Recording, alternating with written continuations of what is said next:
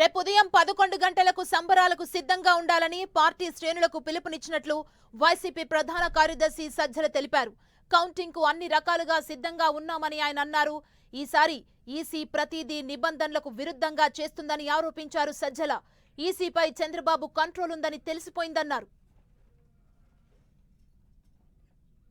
10:30, 11 కంతా సెలబ్రేషన్స్ కూడా అందరూ రాష్ట్రం అంతా కూడా సిద్ధంగా ఉండాలని అందరికీ ఆల్రెడీ పిలుపు కూడా ఇచ్చాం. ఎందుకంటే అది జరగబోయేది it's already writing on the wall.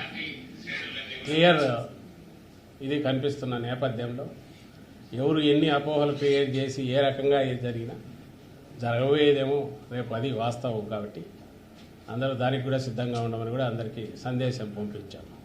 Chandrababu Naidu అనే వ్యక్తి ఎవరైతే సిస్టమ్స్ను మ్యానిపులేట్ చేయడం, నేను మ్యానిపులేట్ చేయగలను, నా శక్తి ఇంత ఉందని చూపే రకంగా ఒక రౌడీ అయితే ఎలాగైతే రౌడీజం చేసి అందరినీ భయపెట్టి ఇచ్చేస్తాడు, సిస్టమ్ మీద నా కంట్రోల్ ఉందని చూపే ప్రయత్నం, ఎలక్షన్ కమిషన్ మీద నా కంట్రోల్ ఉందని చెప్పే ప్రయత్నం గత 2 నెలలుగా మీరు అందరూ గమనిస్తున్నారు. కూటమిని పొత్తు పెట్టుకున్నప్పటి నుంచి, ఈసీ కోడ్ వచ్చినప్పటి నుంచి, అది అధికారుల బదిలీల్లో కావచ్చు, అడ్డగోలు నిర్ణయాలు అప్పటికప్పుడు తాత్కాలికంగా తీసుకుంటున్నవి కావచ్చు, ఏదైనా సరే అన్నిట్లో తన ప్రభావం ఉంది అని చూపుతున్నారు. అది చూపించి అధికార యంత్రాంగం మీద పట్టు సాధించే ప్రయత్నం చేశాడు.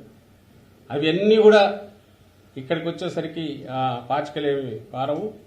ఏదో ఒక రకంగా మీడియాలో కనపడాలని చేస్తున్నారు, అర్థం కావట్లే. కానీ అప్పులు ఎన్నో ఇవన్నీ తీయమని అది ఒక చీటీ పోయి ఒక లెటర్ రాశారు గవర్నర్కు. నిజంగా వాళ్ళకి ఏదన్నా వాళ్ళ అధికారంలోకి వస్తున్నారని తెలిస్తే 2 రోజులు వెయిట్ చేస్తే అయిపోయేదానికి పోవాల్సిన అవసరం లేదు. ఏదో ఒక హడావుడి చేయాలి అనేది ఒకటి వాళ్ళకి కనపడుతుంది. ఆ హడావుడి చేయడంలో కానీ ఇలాంటివి రాస్తున్నారు, ఇలాంటివి అలాగే లేఖలు పోయిస్తున్నారు. కానీ చంద్రబాబు నాయుడు మాత్రం సైలెంట్గా ఉన్నాడు, గమనించలేదు. ఆయన మాత్రం ఎక్కడ మాట్లాడట్లా, చాలా గుంభనంగా వ్యవహరిస్తున్నాడు. ఎక్కడ కూడా ఇంతవరకు కామెంట్ చేయట్లా. బహుశా తనకు పిక్చర్ తెలుసు కాబట్టి రేపు ఏం జరగబోతుంది అనేది దానికి మెంటల్గా ప్రిపేర్ అయినట్టున్నాడు ఆయన. కాంగ్రెస్ పార్టీకి 44% ఓట్ షేర్ ఇచ్చాడు. సీట్లు ఎన్ని ఇచ్చాడా? 55 నుంచి 75 ఇచ్చాడు.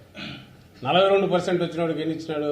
టీడీపీకి నాకు గుర్తుండి 78 నుంచి 96 ఇచ్చినాడు.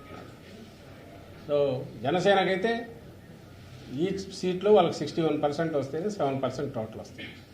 అంటే ఏమైనా లెక్కలు కుదిరేవైనా పొందికి కుదురుతుందా?